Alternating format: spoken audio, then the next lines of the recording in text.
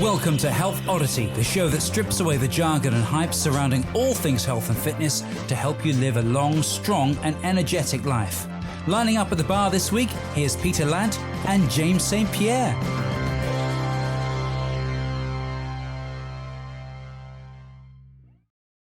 Hello and welcome to the Health Oddity podcast, episode 266.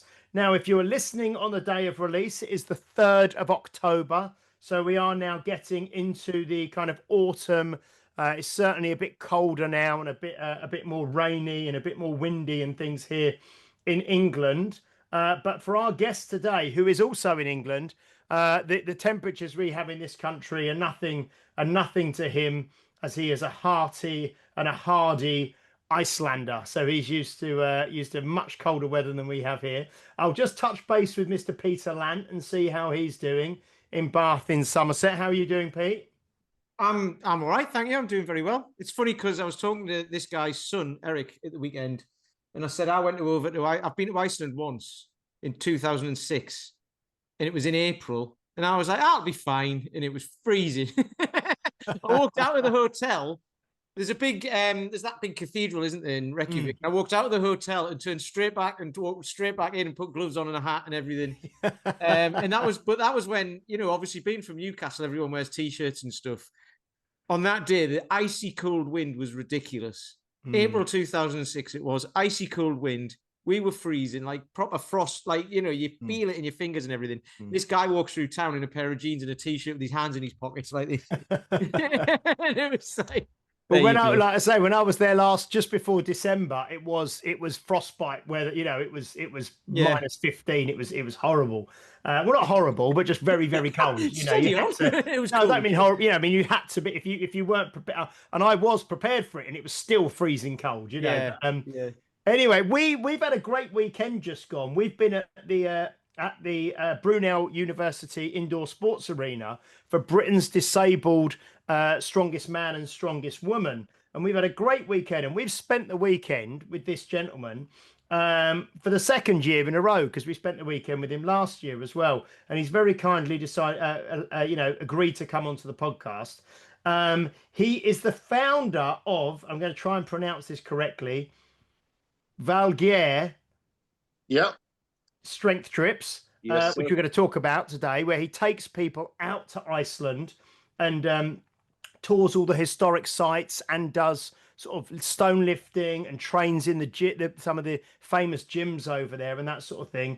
And he's also 2 times World's Strongest Man competitor back in 2002 and 2003.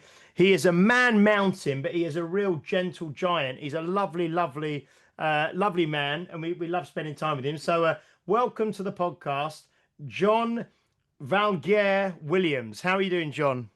Very well, thank you. Good to be here. Good.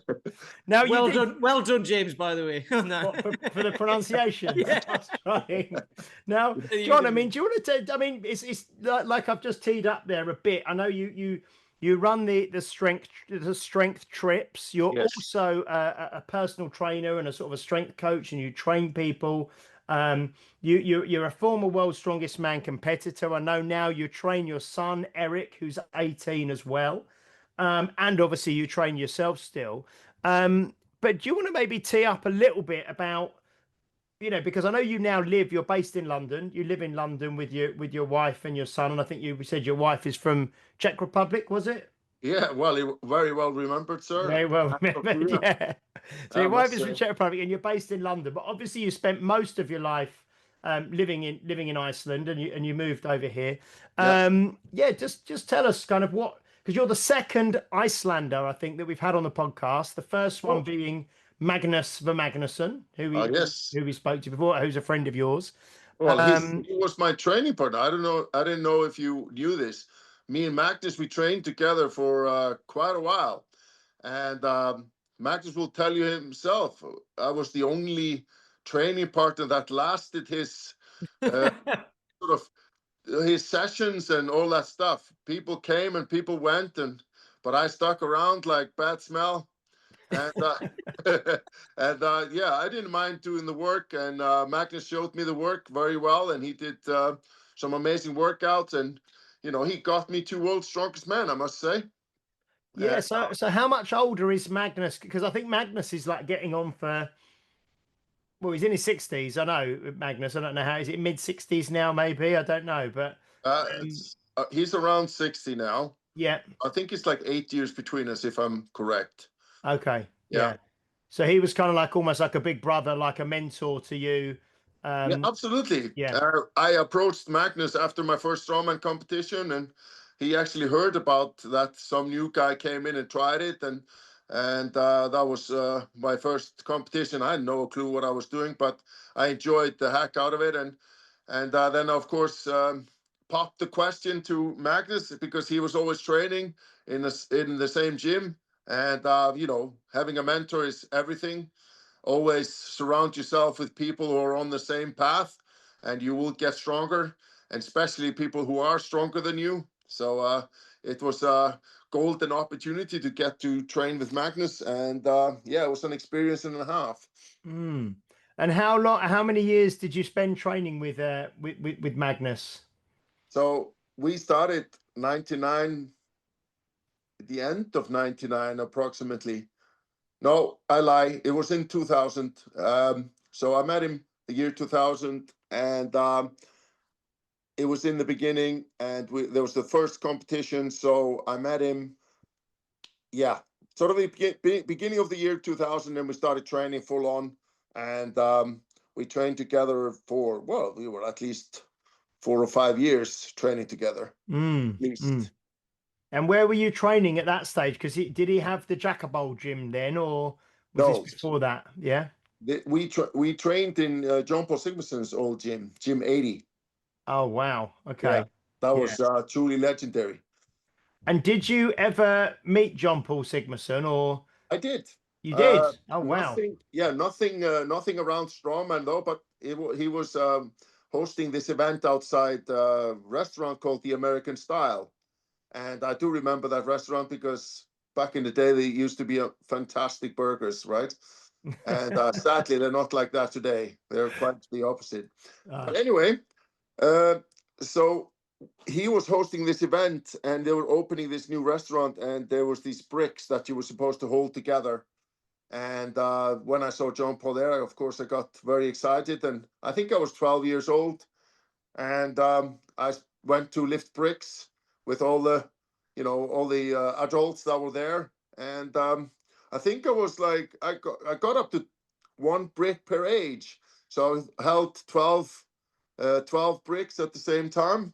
And my mother always claims to say that Jón Pál got very impressed.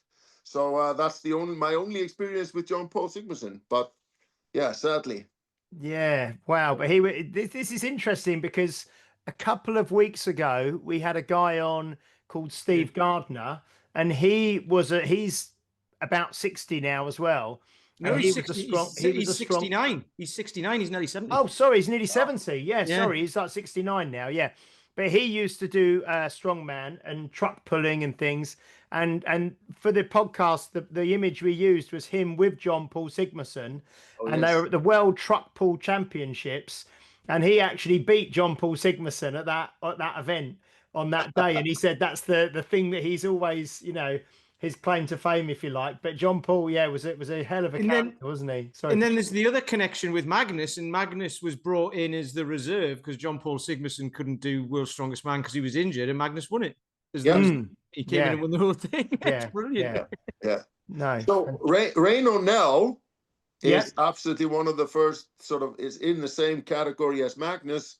Yeah. As showing up and winning the whole thing. Yeah. And to be fair, these days, to rock up to World's Strongest Man and win it, that was amazing, because obviously it's not until Christmas over here, and Sean's really into it. My partner Sean, she loves it, and she never wants to know who's won. But then we went to Giants Live in July, so obviously he was there. The winner goes, and so she had to find out. So she said, who won, and I was like, somebody called Rain O'Neill, and she was like, who? I was like, who's this guy? That was amazing. Yeah, absolutely spectacular. What an athlete. What an athlete. There's a spoiler there for everyone, by the way. We'll say it after we've just said. yeah. But no, when I managed to meet Rayno after that, and he's about the same sort of size as Mitch Hooper, you know. He's obviously, I think he's younger. I think he's younger than Mitch, but he's lovely guy, you know. But like you say, first time ever there, rocked up and won the whole thing. So it's incredible. Yeah. So you at 12 then, holding these 12 bricks. Yes. You kind of hold them like a sandwich. You have to push them together. Yes. Yeah. And obviously we've just spent the weekend with your really, really lovely, like I said at the weekend, lovely, polite, courteous son, Erik, who's 18. Thank you. And he's a big boy for 18. Were you a big 12-year-old? Were you big at that stage? Well, yes. I was always big, you know, just out of the cereal box. But it was but the thing is, like, when I was born though, I was smaller than my sister. So that's a funny one. But I was always, you know, if you would have seen my grandfather, you would know why we are big and big boned and quite, you know, just dense characters. And it's size was never an issue. Let's just put it that way. So, and how tall are you, John? Are you about like 6'4", 6'5", something like that? Yes. 6'4". Yeah. I would say in my prime, I was about 6'5". Yeah. Okay. Yeah. So you met Jean-Paul Sigmarsson at 12. You know, you come from this culture of strength and strong men and Vikings and all this kind of thing. Yes. When did you first get involved in some kind of physical training or physical activity? Did you get involved in sport, or did you go straight into strength training, or what happened? Basketball was my number one passion to begin with. Okay. So a little bit similar to a Hafthor. I think basketball is probably one of the greatest foundations you can have in strongman, because you see so many movements doing basketball, and when you strengthen those movements, you become a very, very explosive and decent strongman straight off the bat, because you can move, and you know, and then you just need guidance, which I had from Magnus, showing me what the tricks and trips are for the events, and being able to plan ahead, and you know, making sure that you're going to set up the stones right, for example, create handles on the sandbag because you want to be quicker. So it's a game of seconds and it's a game of milliseconds. So everything counts.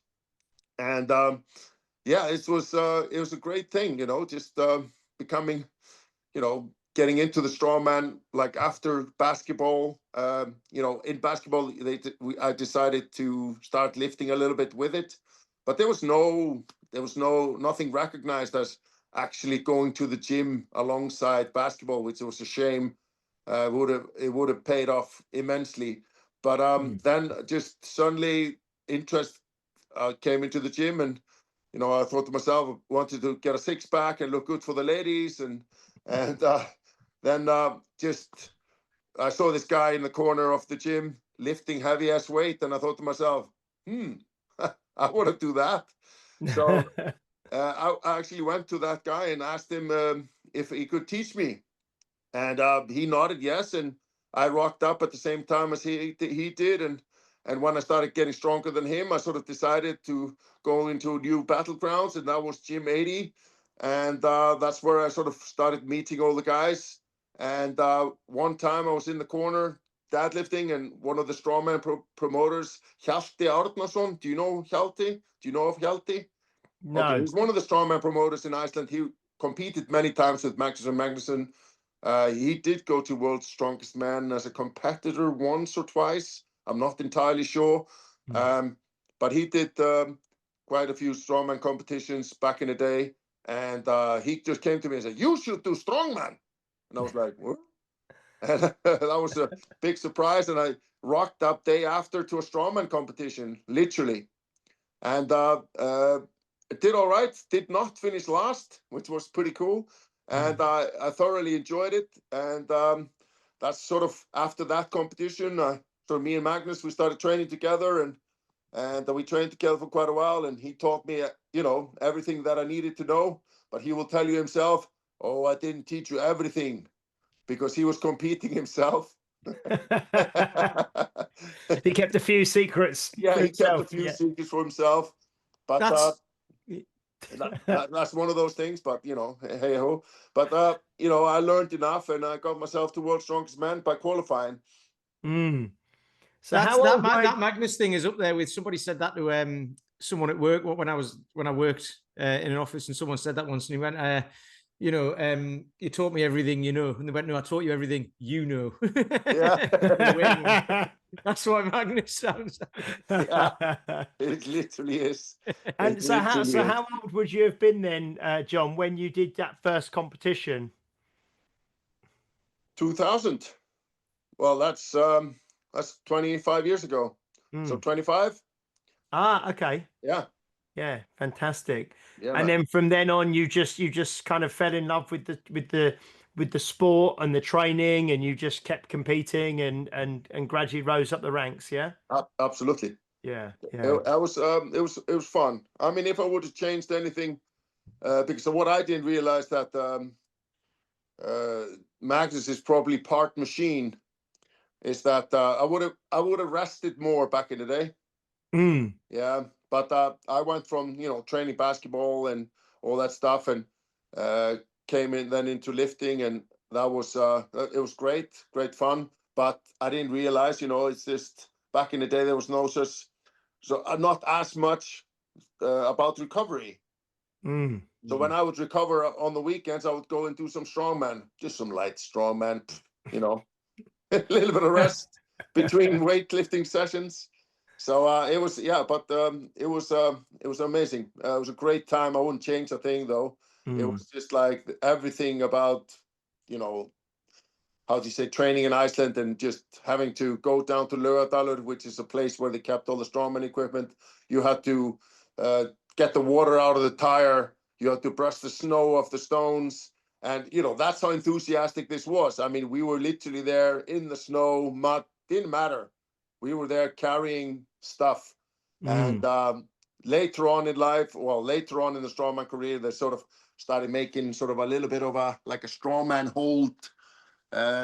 So it was called Hovið, and that was sort of where they kept all the strongman equipment. And because there were no gyms taking in, strongman equipment really. It was sort of like, big and burly stuff. So, but now it's a lot more open. You see strongman gyms everywhere, and so good to see how the strongman sport is growing, and people have opportunities to train in so many gyms now and actually do strongman. What I love about it, the one thing that you said a while ago now in all of that is, and it makes me think of, and I can't remember her name, the strong woman who I had on, who, not Donna and all that, the one who runs the gym in London. I can't remember her name. But you just said you were in a gym and you had a chat with someone who looked like they knew what they were doing. And like, can you help me? And they said yes. And I love that because people get intimidated in gyms by people who look like they know what they're doing. But from talking to people like you and the lady whose name I can't remember, and I apologize for that, but she was on the podcast a while ago. She said the same, and she now runs a strongman gym. She's a woman, but a strongman woman gym. And Sally Moss, it is. Sally Moss, that was it. Yeah. She runs a gym, but she didn't know how strong she was. So people can think they're not very strong, and they're like, "Oh, I can't do that," rather than going up and asking and saying, "Can you show me how to do that?" And they might find out they're naturally really good. Yes. But they just didn't know how to, or where to start, or how to do it, or what the technique was, or whatever it is. Yeah. And I think that's pretty much everybody. Everybody is stronger than they think. Yeah. And I love that. So that's like just a message to people: if you're intimidated or whatever by gyms, is just go and ask someone who, someone who looks like they know what they're doing and looks approachable and everything. They might not look approachable, but they usually are. Yeah. And people want to pass on their information. I think it's great. It's a great thing to be part of. And this is one of the reasons why I'm a personal trainer, and people realize actually, hey, I didn't have a clue that was possible. when you go through the motions and teach people how to squat, how to deadlift, how to overhead press, and all that stuff, it's amazing. It's just like people really apologies. So people really don't know what they're capable of until they try it. So that's everything. I know when people realize that, with certain activations, they can actually incorporate more muscle mass into their movements. Doesn't matter if they're doing a curl, if they're doing a squat, if they're doing a deadlift. If you do set up correctly, and this is what I love teaching people, they go, oh. Like, I have a guy who does bench press, and he's like, I feel my legs more than I feel my chest. It's funny though, because that's I mean, it's a quote. I can't remember. I've heard Jordan Peterson say it, but it's probably from before. But people aren't just as strong as they think, or they can't achieve things like they can achieve more than they think. Yes, they can achieve more than they can actually imagine that they could achieve. So like once you've, like a bench press, say someone thinks, oh, I couldn't really do that. They don't even think they can, or they think they might be able to. Then once they learn how to do it, they're then at a different level. So actually they're like, I think I can now do this. Yes. But at that first level, they didn't even imagine that was possible. So I love how that steps up as well. And especially for someone like you who's competed in strongman, you see people doing these amazing, like Thor's just lifted 510, which 10 years ago, before Eddie Hall did it, it was like 460 was the highest, wasn't it? Was the most, or 470 or something? Yeah, that was Benny Magnusson, I think it was. Yeah. Yeah, but like I say, I'm still all for that. Benny Magnusson's raw lift of 460 was probably one of the most impressive feats of strength in the history of this sport, because he held it with his own hands, and there were no straps. And I always say to people, hey, if you can't hold it, you can't lift it. Period, point blank. So it's one of those things that, just that's why it's so impressive. And that's why it sort of sticks with me how impressive that was. Yeah. I always say to people, he's a good friend of mine. So yeah. I will raise his flag every time. So in terms of we'll kind of chronologically move through things. But when you did your 2 World's Strongest Mans in 2002, 2003, where were they held those 2 years? So first year it was in Malaysia. Yeah. And then Zambia. Okay. Yeah, both incredibly hot places, and but Malaysia was more humid than Zambia. But my dear Lord, it was hot. Yeah. And for an Icelander coming there and just like, not really used to being in heat over, I would say 20, 25 degrees. And that's me being very generous. And and that's it was 40 degrees in Malaysia almost the whole time, and the humidity was crazy. And then it was Zambia, where the heat went all the way up to 50 degrees when we were pulling the train, and that was over Victoria Falls as well. So the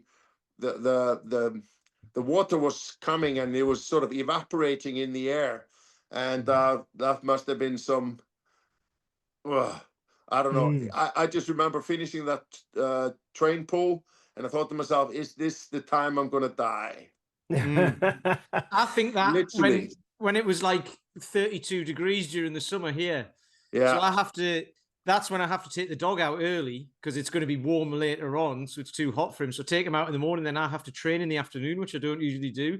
And I think the same, and that's just lifting a couple of bells in the house. That's not pulling a train. Exactly.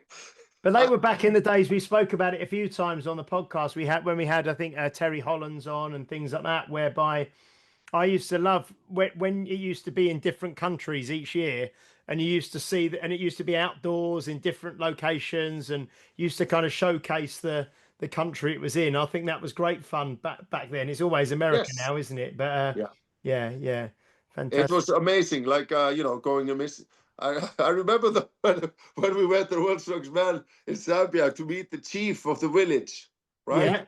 Yeah. And I was like, a real African chief, I thought to myself. And the guy shows up in jeans and a white T-shirt. I was like, Are you sure? I was mildly disappointed, but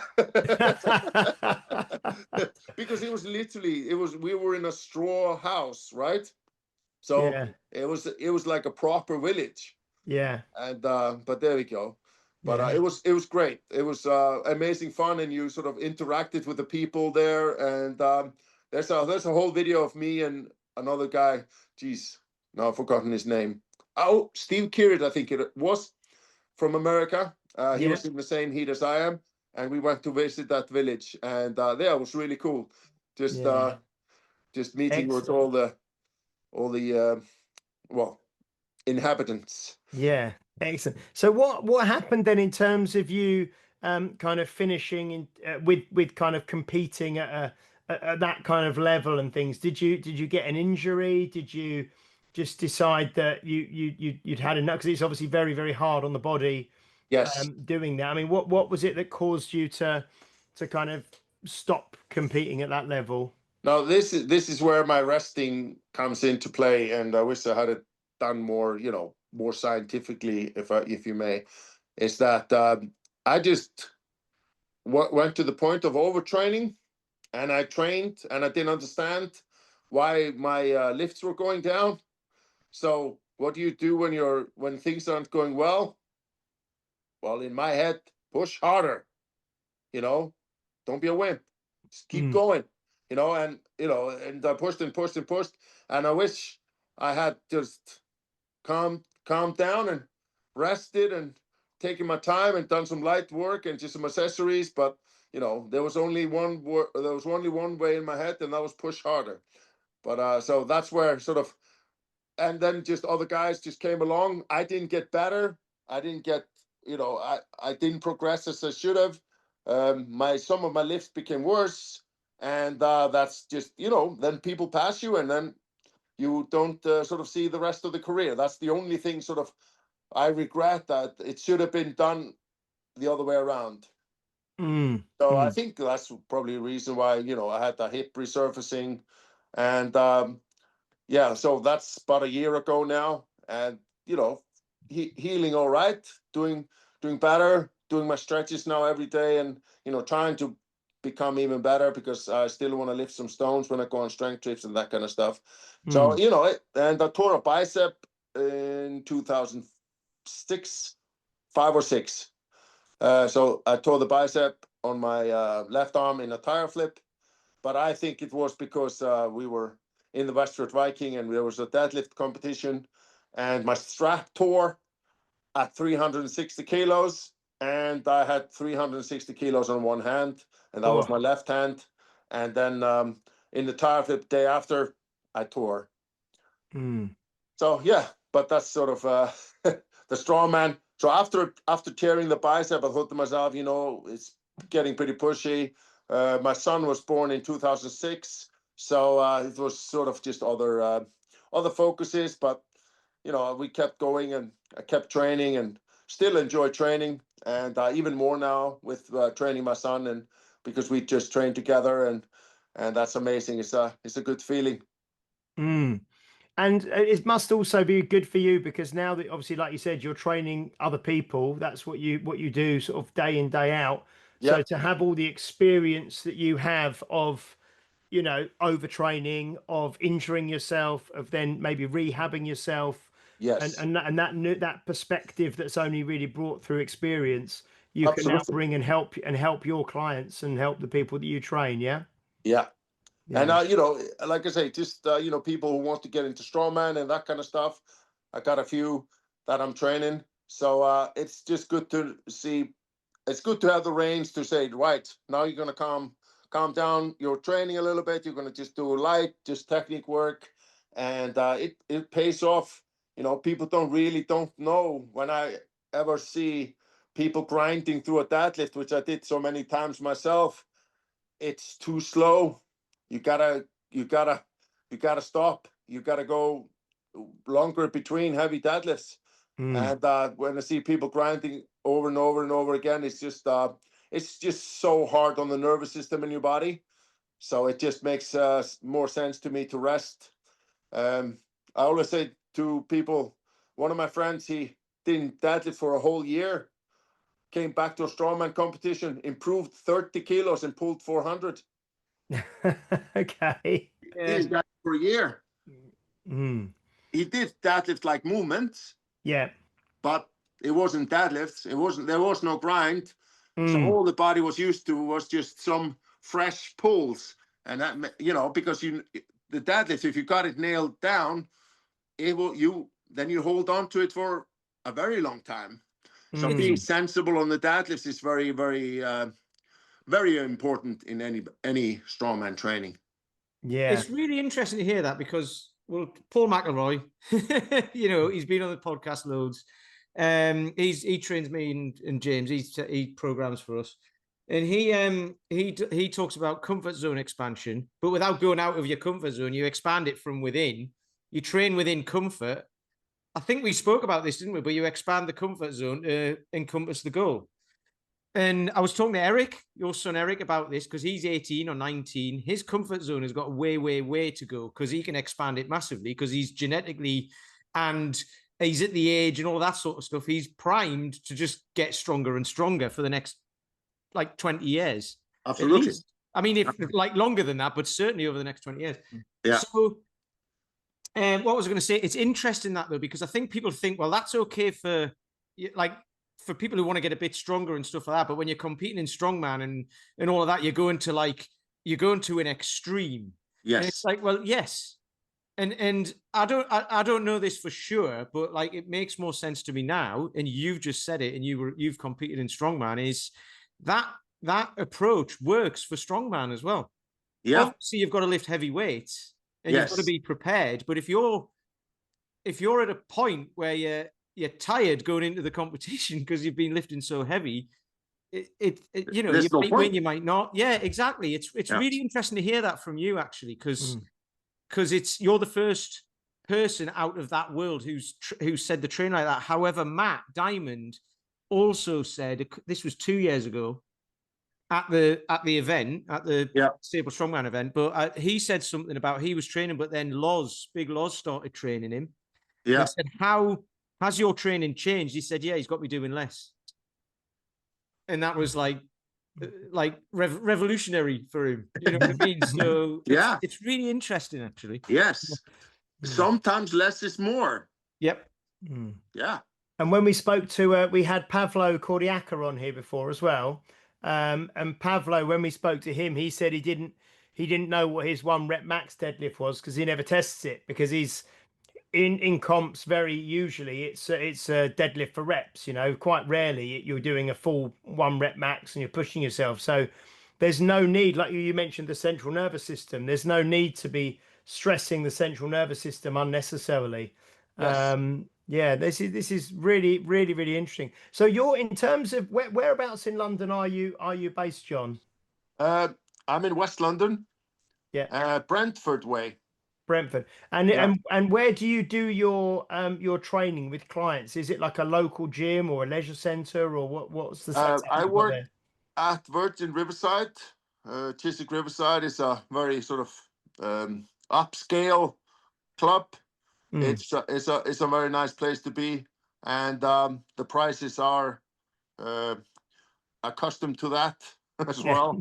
So it's quite full on. But then I also occasionally do some external, and I do that at the gym clinic, which is on Power Road, and that's sort of external work. And they got some they have quite a few squat racks, and they got some strongman equipment. So it's good to sort of just get normal people moving, like with a super yoke and like sled pushes, sled drags, all that stuff. Is just getting people to move with weight.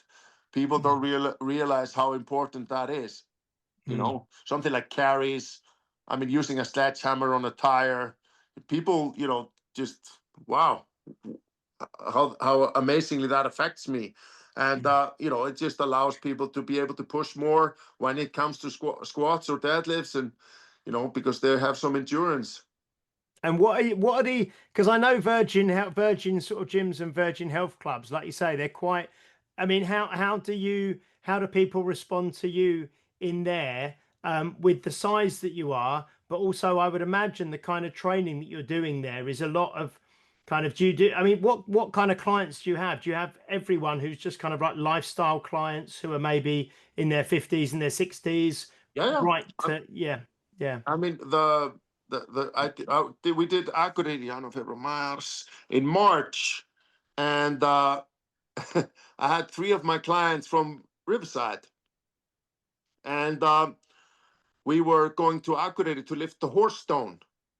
Now, the horse stone is 150 kilo stone, no, 250 kilo stone, sorry, and it's got a handle on top, and you just need to budget, you just need to break ground with it.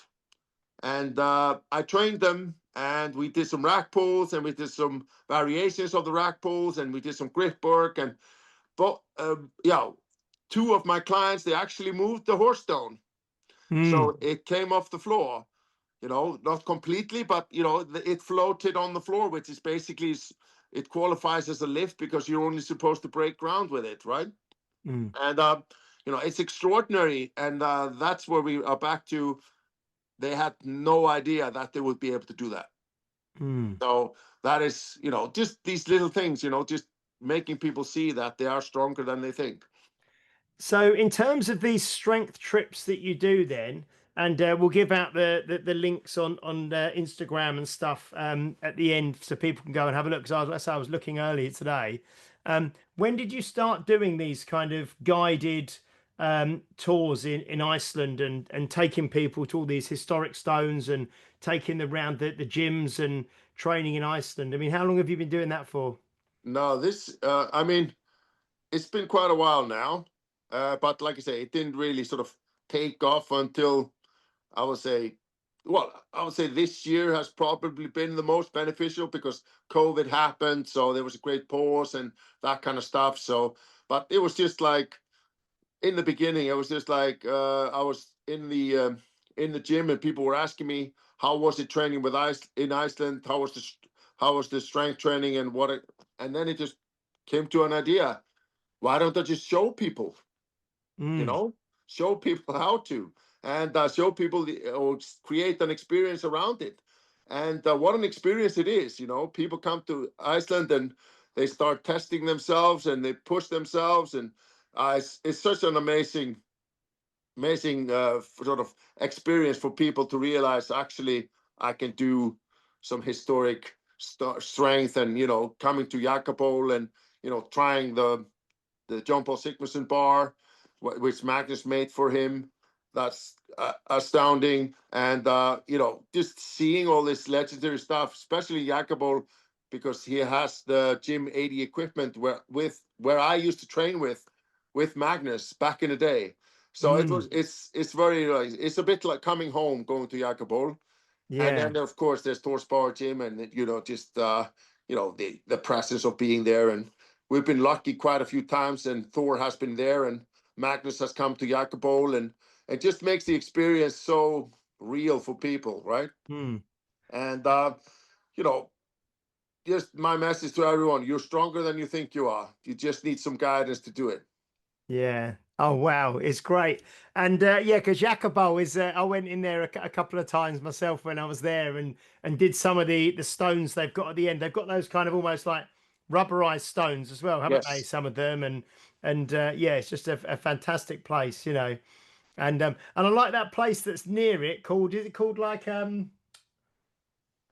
Caveman, the clothes shop, the clothes Oh shop. yeah, Yeah, Caveman, which because they kind of sponsored the Magnus Classic, and I got like a t-shirt and a shirt from there. I quite yeah, that was quite a nice shop as well nearby. So I haven't been, so I'll put that on the checklist. If you want to know what real strength is, it's the strength of James's t-shirt drawer at home, because he's got so many of them. So many of them. It's unbelievable. Yeah, do me. But they do a nice shirt, that like an Icelandic shirt with the colours. But they didn't have it. They didn't have it in stock when I went, so I got a different one. But if I go back to, I'll definitely go back to Iceland at some stage, maybe with you on one of your stone tours. Oh man, and, we'll go in and do that. That's great. So, in terms of your kind of personal training now, and when did you start your kind of career in that? Did you start that when you came over to England, or were you doing that in Iceland as well? Or I learned the PT course in Iceland. Mm. So I started a little bit in Iceland, and then sort of I used to work with troubled teenagers, and I was sort of like it was a facility. If you were misbehaving, they were put, like, I would say, sort of in a timeout. Is the sort of the fancy word for it.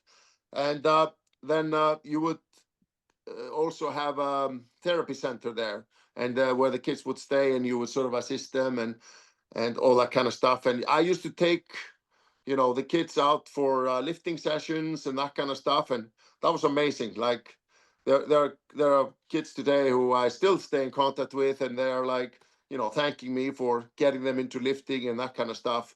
And some of them have really, really improved, and just really doing well. And it's such an amazing, amazing thing to be able to help out. And yeah, Iceland was good to me, but there's wars. When I moved here now, I would say there's a little bit more opportunities to do stuff. I don't think I would have done strength trips from Iceland. Yeah. For example. And how do you feel going? How was it? Because I think you moved over. You said, I think when Erik was he about 6 or something? So you've been over here about 12 years living. Is that correct? 11 years, yes. 11 years, yeah. Yes. So how was it moving from, because you've not just moved from Iceland to England, you've moved from Iceland to London, which is like the most densely populated There's city. probably more people in your street than there is in Iceland. Yeah, like it's the most densely. I think the population of Iceland is about 350,000 or something. Yeah, 370,000. 370,000, and the population of London is about, like, I don't know, it's over 10 million, isn't it? I think, Yes. Including, so it's huge. So how was that? I mean, I know you'd obviously visited England and moved and gone through England before, but actually living in Iceland as in England from Iceland as a culture shock in London, how was that for you? I didn't give it much thought, if I tell you the God's honest truth. Just came here and just, Iceland, an Icelander in abroad, right?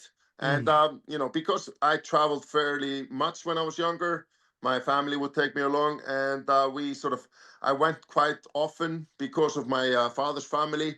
So I came quite often to the UK, not especially for London, because my family is more Norwich way. But like I say, it was, I didn't think much of it because my mom and my sister are already living here. And but it is a culture shock for sure. You just started to realize that, most people just have their head down and, try not to smile and say good morning. People might think you're crazy. And that kind of stuff. I always like that meme where the Northerner was scaring Londoners downtown by greeting them and smiling and saying good morning and how are you. The terrified Londoners scuttled away. Because you as well, you've always got a big smile on your face, haven't you? And because you're so big, they must, it's quite funny, quite funny. Yeah. And because you mentioned, I think, because your name is I'm going to say it again, Jón Valgeir Williams. Yeah. Yes. So your father was English anyway, yes. Yep. and your mother was Icelandic. Yeah. So, like you say, it wasn't a terrible kind of culture shock to move over to England. So No. But no, Norwich is kind of the other side to me. I'm in Essex, so you got London, Essex, Suffolk, then sort of Norfolk, Norwich over that way. So yes. Yeah. And you've been over to Norwich, I take it, a few times and stuff? Yeah, quite a few times. Spent, we used to go in the summer, for example, for a month and stay with the family. And, I was so living here hasn't been that much of a, like a culture shock. I would understand it would have been quite on the contrary if you had no experience of, let's say traveling or, living somewhere else. And so, yeah. Definitely. Excellent. So what kind of people then, if we talk about like the trips a little bit now, what kind of people do you take? You take people who are like you mentioned, some people who've never done any stone lifting or lifting before, and I No. presume some people who've been really training maybe hard to go over and do things like maybe the Husafell stone and things like that. Yes, I mean, is it a total spectrum of people that you take? Yeah. absolutely. Yeah. And for example, next not this weekend, but the next weekend, I have a father and son, and they're coming for the 6th time. Wow. Yeah. So Yeah. the son is now 16. So it's fantastic because he's gone. He trains and gets stronger every time, and so it's such a phenomenal thing to watch. It's like being the part of the whole ritual of him growing up and getting growing up as a strong individual, and having strength trips as a part of that is quite amazing. Excellent. And how many people do you tend to have on a trip? Is it usually quite a small number so that small? yeah, I yeah. prefer small numbers, so like maximum 4 to 5. But it's one of those things that I want to be able to help out everyone, make sure everybody has a fair chance and that kind of stuff, and everybody has fun. Because if you're standing around for too long, it doesn't get very interesting. Well, the sort of, how do you say, the cream floats off quite quickly. No, Yeah. you can put it that way. Okay. Fantastic. Yeah. And no, it's been great talking to you, John. It really has, and really, like I say, the strength trips I think are fantastic. And we'll give the Instagram in a minute for that because I've got that on Yes. here. Yeah. What is next for you, John? I mean, are you still training yourself, and do you have any kind of goals that you're still working towards, like in terms of, I know obviously you're not going to, maybe you've been as high as you're going to be in terms of attending, the world's strongest man and things like that, but what does training look like for you now, and what are you training for? Now, like I train for anything that my son is doing.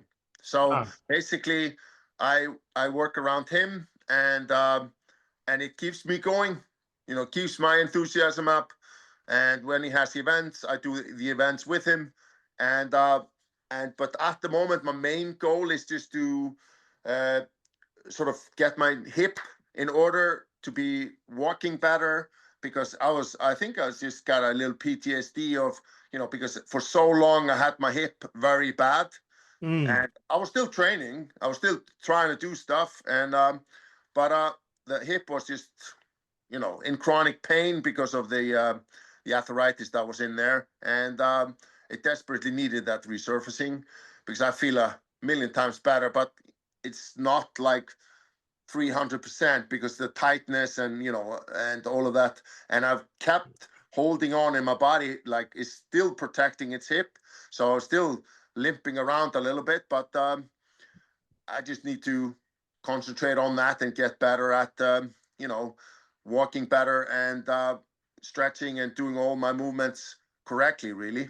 So that's sort of what my training is mostly about at the moment, and when that comes along and I feel I can walk better, lift stones better, then we start to see sort of if I want to go for a competition with my son again or whatever, because it was, kind of like, the marker of being able to compete with my son in one competition. That was good fun. Yeah, that was in Ipswich. Ipswich, wasn't it? Yes. Yeah, that was great because I was there as well. And Hang on, is that when you two were in the same category competing against each other? Yes. We were, yeah. Who won? we were. I don't know, but it like I say, for example, I decided to overtrain myself a little bit before that competition, so my back wasn't really feeling very great. But we were in the same category. It was good fun. I mean, I think I enjoyed that competition quite a lot because it was my first in quite a few years. So it was good having like the throwing bags as well, and the stone, and and the yoke and the sandbags, and it was a good competition. Yeah, it was very, very good. Yeah, no, that was great. Yeah. And if people do want to follow you, I'm just going to give them are you most active? Is Instagram the place that you kind of do most things, or do you? Yeah. Yes. So it's at John, Jon So Jón V Williams, yeah. Yes. And then the Strength Trips one is at Valgeir, so it's VALGEIRS _ Strength Trips. Yeah. Yes. And then, but if you go to Jón V Williams, there's a link to the Strength Trips ones on there as well, which is great.